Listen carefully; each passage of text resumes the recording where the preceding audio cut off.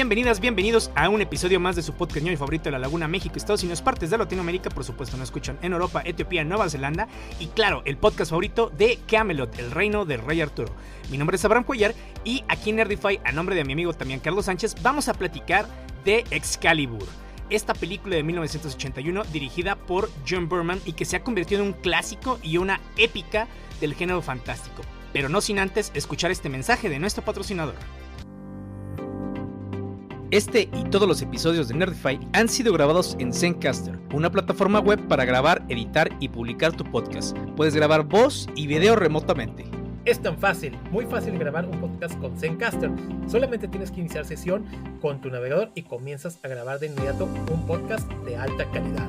Grabarás con un sonido con la calidad de estudio y videos de hasta 4K con tus invitados. Siente esa sensación zen al saber que las copias de seguridad multicapa de Zencastr siempre tendrás tus grabaciones con la más alta calidad, incluso si tu conexión de internet es inestable. Y vaya que con esa característica de Zencastr nos ha salvado bastante. Además, el proceso de postproducción de Zencastr te hace sonar muy bien, porque te ayuda a eliminar automáticamente esos y de la grabación, y también elimina esas pausas incómodas en la conversación. Puedes configurar el volumen y los niveles correctos del podcast mientras reduces el ruido de fondo con solo hacer un clic. Así que si ya has pensado en el podcasting y te has dado cuenta de que necesitas muchas herramientas y servicios diferentes, con la plataforma de podcasting todo en uno de Zencastr, puedes crear tu podcast en un solo lugar y distribuirlo en Spotify, Apple y otros destinos importantes para escuchar podcast. Vayan a zencastr.com/pricing y utilizan nuestro código Nerdify para que obtengan un 30% de descuento en el primer mes en cualquier plan de pago de Zencastr. Queremos que tengan las mismas sencillas experiencias que tenemos nosotros para todas nuestras necesidades de contenido y podcasting. Es hora de compartir tu historia. Y bueno, ¿qué hablar de esta épica que redefinió incluso el género de la fantasía, sobre todo en las películas? A pesar de que sí, habíamos tenido películas con temas de fantasía, por ejemplo, aquellas versiones de las epopeyas griegas y a muchísimas otras. Pero Excalibur de John Boorman llegó precisamente para cambiar todo este género y para incluso saciar muchos de los tropes que no existían y que precisamente los inventó. Y a pesar de que sí, hay muchísimas películas que han cortado sobre la leyenda arturiana, Excalibur es la que se posiciona como no la más fiel, pero sí la que más se respeta entre este mundo de las adaptaciones arturianas. Y por respetar me refiero a mucha nostalgia. ¿Por qué? Porque a final de cuentas Excalibur es una adaptación muy ligera de Le Morte de Arthur de Sir Thomas Malory, que es uno de los cuentos definitivos precisamente de la leyenda arturiana. Y es hoy precisamente, 10 de abril, que se cumplen 45 años exactos del estreno de esta película a nivel mundial. Se estrenó obviamente el 10 de abril de 1981 en Estados Unidos. Y esta película, dirigida por John Boorman, fue incluso una película, iba a ser más bien una película adaptación del Señor de los Anillos. Y todo esto fue porque John Boorman le había hecho el pitch a United Artists de poder hacer una película de Merlín, que eran como 3 horas según lo que le habían hecho. Entonces United Artists le dijo, ¿sabes qué? Es mucho, el presupuesto también es alto, es mucho tiempo, pero ¿qué tal si tú haces la del Señor de los Anillos? ¿Qué tal? John Boorman se pone a tratar de escribir el guión precisamente y adaptarlo a 3 horas, casi 1 hora por cada libro del Señor de los Anillos para hacer toda una película. Y bueno, a final de cuentas no se dio esto y vi algunas partes del guión y dije, ay, qué bien que no se hizo. Y bueno, ya después tuvimos al Señor de los Anillos, por lo menos en los 80s, como una obra animada, de la que después hablaremos. Y John Boorman regresó precisamente a decir, ¿sabes qué? No se va a poder hacer esto, pero ¿qué tal si hacemos una película sobre el Rey Arturo? Y aquí es donde nace Excalibur. Ahora, Excalibur, la espada legendaria, en muchas otras obras se toma como 2 espadas distintas. Una es la espada en la piedra y otra es Excalibur, que se le da la Dama del Lago a el Rey Arturo.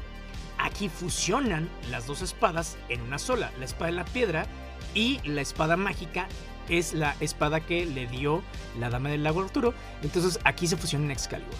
Y bueno, esta película, incluso cuando se rodó totalmente en Irlanda, utilizó un cast irlandés casi en su totalidad. Y muchas de las personas que salen aquí no tenían carreras, tan profundas. Había unas que eran sus primeros papeles en una película, otros que ya tenían papeles aquí, pero aquí incluso lanzaron muchísimas, ¿no? Como Liam Neeson, Patrick Stewart, Helen Mirren y Sharon Heights. Entonces, muchísimas personas, muchísimas estrellas que, bueno, ahora consideramos como estrellas, empezaron ahí y eran nombres, pues, básicamente desconocidos, ¿no? Y bueno, eso sí, la película tiene buenísimos visuales. Muy, muy visual, escenas muy épicas, la escenografía, el vestuario están bien hechos. Y de hecho mucha de la escenografía del vestuario, no toda, fue hecha precisamente en producción para El Señor de los Anillos y se reutilizó aquí. Y eso también que como que le da este tono un poco más fantástico. Aunque el reflejo de la luz en las escenas de día es insoportable, pero bueno, de eso vamos a hablar un poquito más adelante porque es un recurso que utilizaron precisamente con las armaduras. Ahora, la película es épica. Y a final de cuentas, mucho de lo que parece aquí es una historia de descubrimiento, de caída, resurrección y a final de cuentas del paso del tiempo. ¿Y esto por qué? Porque a final de cuentas empezamos con la vida de Uhtred Pendragon. O bueno, más bien el ascenso de Uhtred Pendragon como un rey de toda Inglaterra. Uhtred Pendragon es el papá del rey Arturo. Y básicamente es un rey guerrero que está luchando contra todos los demás y que quiere conquistar todo. A final de cuentas, Merlín le empieza a ayudar precisamente con esto para que se convierta en el rey y pues poder dirigir precisamente el destino de este reino. Pero le gana a Uhtred Pendragon pues la lujuria. ¿Por qué? Porque a pesar de que ya tiene todo, a pesar de que tiene Excalibur y Excalibur es la espada del poder que le ayuda a conquistar, él quiere a la mujer de uno de sus antiguos enemigos, ahora aliados, termina matándolo y con la ayuda de Merlín, muy renuente por cierto, ni tan renuente porque termina ayudándolo casi luego, con la ayuda de Merlín se disfraza de su enemigo para poder acostarse con la mujer que él quería.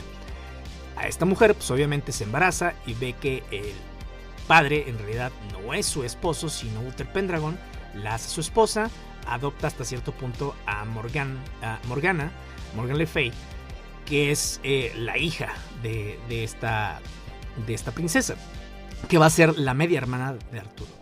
Pero para hacer todo esto, el mismo Merlín le pide a Uther que él le pone una condición. Si le ayuda a hacer esto, él va a pedir el fruto de esa relación como pago. Al final Uther dice, pues sí, que puede pasar, y le tiene que dar a Arturo como pago. Obviamente Uther no quiere dar a torcer su brazo, pero a final de cuentas Merlín lo obliga, se va con Arturo y lo da en adopción.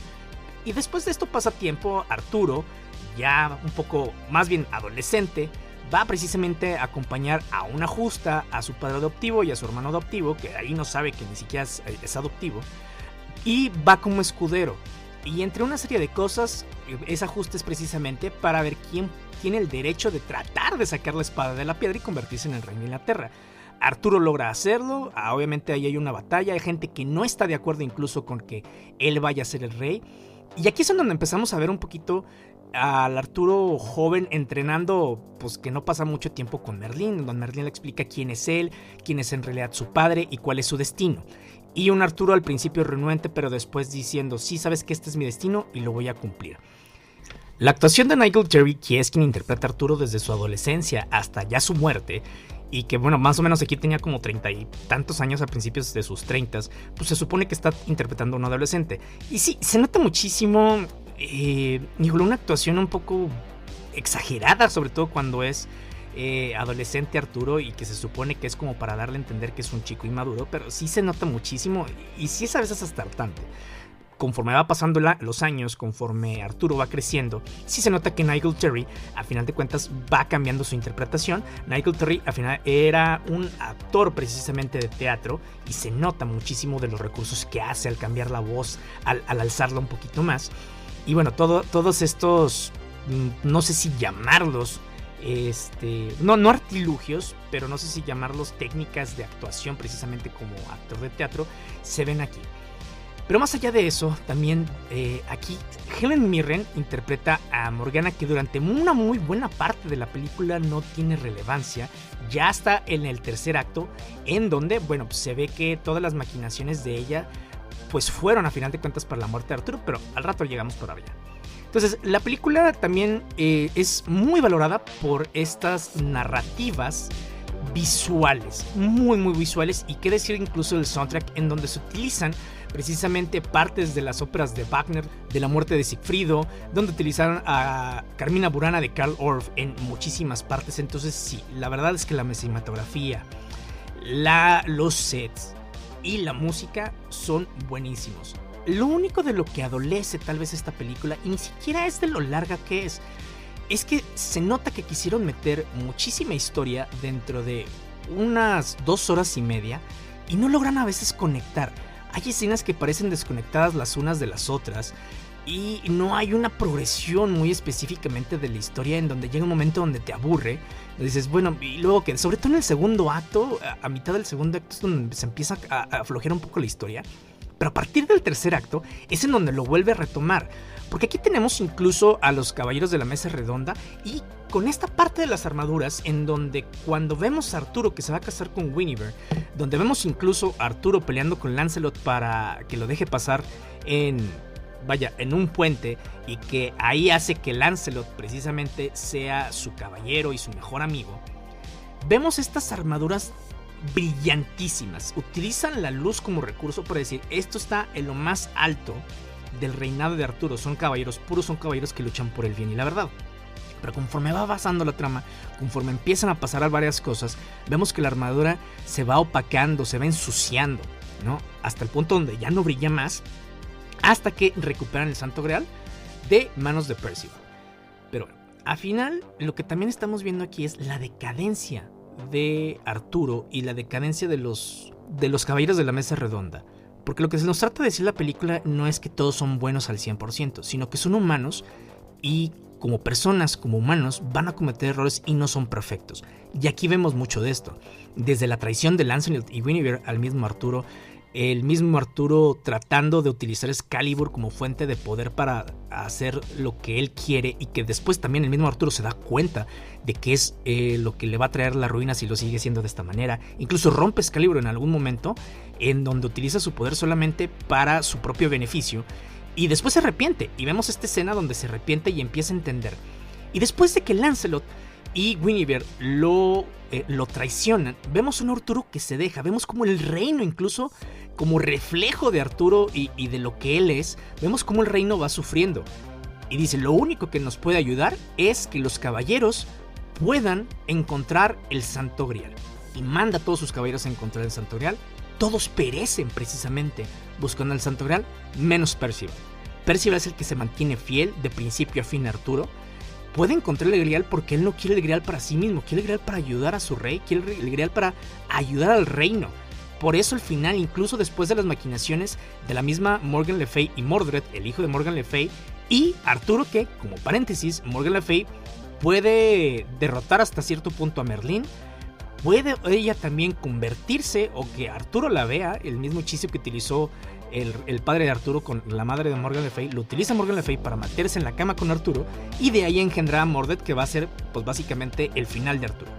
Y volviendo acá al Santo Grial, después de las maquinaciones que tratan de hacer, después de que los caballeros de la mesa redonda fallan en encontrar el Grial, y el mismo Percival lo puede, ¿cómo se llama? El mismo Percival puede encontrarlo y también descubre la verdad. La verdad es que el Grial no va a salvar como tal a Arturo, sino que Arturo es quien le da poder al Grial, y Arturo es quien da y puede quitar incluso la belleza y el poder de Camelot. Pero para esto Arturo tiene que entenderlo. Percival le lleva el Grial a Arturo, Arturo lo bebe y es cuando se da cuenta, yo soy el que hizo todo esto.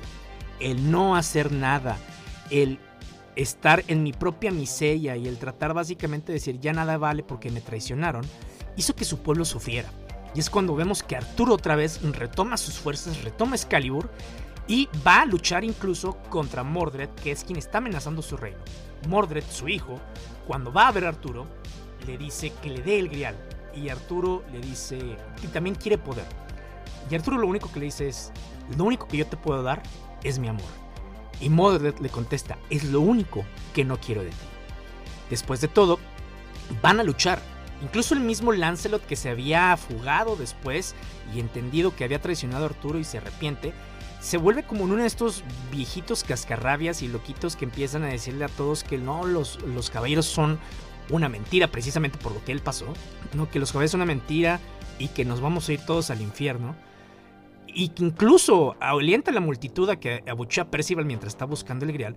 Acá vuelve Lancelot, entendiendo que, ¿sabes qué? Voy a hacerlo por mi rey. Vuelve a luchar al lado de Arturo, vuelve a luchar al lado de Percival, al lado de los demás caballeros que ya no son los originales de la Mesa Redonda, para liberar al pueblo, para liberar a la gente incluso del mismo Mordred y de esta amenaza. Pero es en donde vemos que a final de cuentas todo tiene su fin. Mordred puede herir mortalmente a Arturo, pero Arturo también entiende que esto parece que cree que se lo merece. Incluso Arturo, antes de luchar contra Mordred y antes de luchar toda esta guerra, va con la misma Guinevere, que entró a un convento, diciendo que él la amó muchísimo y que ojalá y en otra vida ellos pudieran estar juntos. Todo esto como un reflejo de esta tentación de Cristo en estos 40 días que tiene el desierto con el diablo, donde le está tentando a dejar todo lo que tiene, todo lo que va a sufrir y todo el sacrificio que va a tener que hacer para que el pueblo pueda estar mejor y vivir su propia vida. Entonces, este es un paralelismo que hace y a final de cuentas Arturo sabe que tiene que morir. Y bueno, no es que se lo merezca, pero sabe que tiene que morir y lo hace en manos de su propio hijo y también mata a su hijo con la propia Excalibur. Antes de morir, Arturo le dice a Percival que lance la espada al lago. Percival al principio no puede porque dice que esto puede ayudar a más personas a que el reino prevalezca. Pero Arturo le vuelve a decir que lo lance, que confíe en él. Y bueno, Percival, como un caballero fiel, lanza la espada al lago y nos dice básicamente la leyenda que Arturo se lo lleva a una barca precisamente, y aquí es donde parece que pues, Arturo ya está muerto. Pero nos dice la leyenda que Arturo en realidad no estaba muerto, que va a curar sus heridas en Avalon y que algún día va a regresar y que va a volver a reinar para unificar a la humanidad, ¿no? Aquí no se habla tanto de cristianismo como tal, pero se entiende un poquito esta alegoría, ¿cómo se llama? Que tratan de hacer precisamente con la película. Esta alegoría al cristianismo, esta alegoría a la leyenda de Jesús. Entonces, el dragón como magia. Y esto es algo de lo que se habla un poco de repente en la película. Porque ¿de dónde saca la magia Merlín? Merlín saca la magia de algo que dice que es el dragón. El dragón es el mundo. El mundo son sus escamas, su aliento. Y él tiene que estar con el dragón para estar su magia. ¿A qué se refiere esto? La verdad es que no lo sé. Pero aquí vemos no el dragón como un elemento adversario, como esta figura del diablo o este monstruo, sino como una figura mágica mitológica que está en todo el mundo, básicamente como si Dios fuera el dragón y el dragón está en todas partes. También algo que vemos como parte de la magia es este brillo de Excalibur. Cada vez que Excalibur se habla en escena, utilizan un brillo verde para poder dar a entender que Excalibur es mágica. Y pues bueno, son estos recursos cinematográficos, digo, no a falta de pantallas verdes, pero sí siendo más creativos con lo que tienen para darle este toque totalmente fantástico. Y eso sí, es mucho espectáculo y forma, pero muy poco fondo, por lo que platicaba precisamente, de que a veces la narrativa tropieza sobre sí misma, sobre que muchas de las escenas no necesariamente tendrán que estar ahí para conectar, y hay escenas que parece que están nada más para dar espectáculo, pero en realidad no aportan mucho a la narrativa.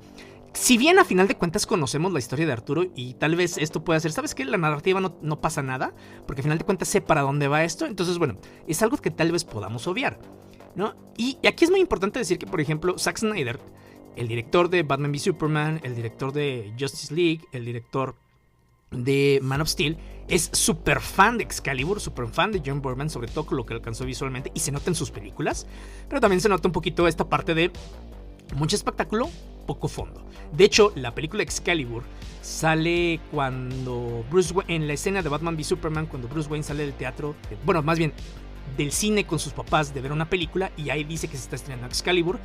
Da a entender a final de cuentas que fueron a ver la Excalibur, pero también sale el póster de la marca del zorro, en donde también es importante para los mitos de Batman. Pero aquí es en donde este mismo Zack Snyder está tratando de decirle, ¿sabes qué? Aquí está, este es mi homenaje, y se agradece muchísimo muchos de esos homenajes. Uno de los datos curiosos también aquí es que mucha de la familia de John Boorman actuó. Uno de ellos fue Charlie, su hijo menor, que actúa como Mordred cuando niño. Como Charlie Boorman es súper amigo de Ewan McGregor. De hecho tienen 3 series precisamente sobre un viaje en motociclismo alrededor del mundo. También la hija de Boorman aparece como Igraine, que es la madre de Arturo. Y bueno, eso sí es un poquito extraño porque hay una escena de sexo y ella está desnuda, entonces su papá la está dirigiendo, a pesar de que ellos dicen que no, todo está muy bien, ¿no? Ahí no hubo, no se sintieron incómodos. Pero bueno, a final de cuentas Excalibur es una de estas películas que si la viste en tu infancia, que es muy extraño porque es más aquí en México clasificación C y en otras partes clasificación R, por muchas escenas de desnudo y otras escenas de violencia, y eso sí, la película no le huye a la violencia, no le huye a lo feo de la guerra, no le huye a la sangre, no le huye al realismo hasta donde se puede. Y se nota incluso en las grabaciones de las peleas, porque aquí no hubo coreografía. Dejaron que los actores y los extras pelearan como se les diera la gana. Básicamente ellos estaban luchando sin una coreografía y se nota la brutalidad, pero digo, también eso es lo que dicen algunos actores y extras, que pues fue un poco... les daba miedo precisamente porque pues, sí se podían herir, porque las armas estaban pesadas y las armaduras estaban, aparte de súper incómodas, bastante pesadas. Entonces creo que esto es lo que hizo Boorman precisamente, de no poner una coreografía, le dio más autenticidad a estas batallas, más brutalidad, para que pudiéramos ver lo feo de la guerra. Entonces esto es la parte padre de la película, que es una épica que reconoce a nivel mundial, que se reconoce como no la historia definitiva de Arturo, pero sí la más importante, por lo menos en la historia cinematográfica. Porque digo, claro, tenemos otras, ¿no? O sea, una de las que más conocemos es El Primer Caballero, donde está Sean Connery. Otra de las que tenemos es la de King Arthur, que si mal no me recuerdo, con Charlie Huntsman, no me acuerdo, el cuate de Sons of Anarchy. Que bueno, no es la mejor película del mundo, está entretenida, pero nada fuera de lo común.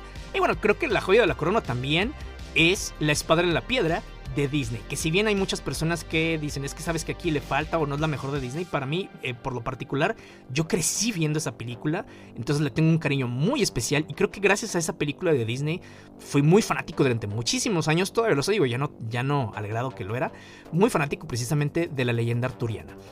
Pero, la diferencia es que La Espada en la Piedra está adaptada de una historia de T.H. White de Once and Future King, ¿no? Y aquí está adaptada por la historia del rey Arturo por excelencia, que es Le Mort de Arthur, o La Muerte de Arturo, precisamente como ya he platicado, de Thomas Malory. Entonces, si se pueden dar el tiempo de ver esta película, que desafortunadamente no está gratuita en ningún servicio de streaming, sí la pueden comprar o la pueden rentar, ya sea en Amazon Prime Video, en Claro Video o incluso en los servicios de Apple TV. Incluso hace pocos meses salió remasterizada en 4K y de hecho le han dicho que está muy bien la película de Excalibur, precisamente en Blu-ray.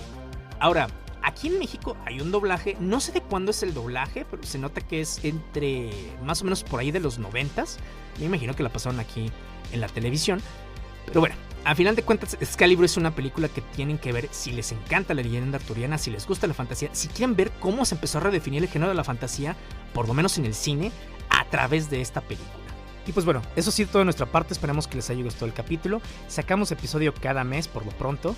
Y no se olviden que nos pueden seguir en nuestras redes sociales, Facebook, Threads, Instagram, TikTok y recuerden... Ahora una vez más debo cabalgar con mis caballeros para defender lo que fue y el sueño de lo que puede ser.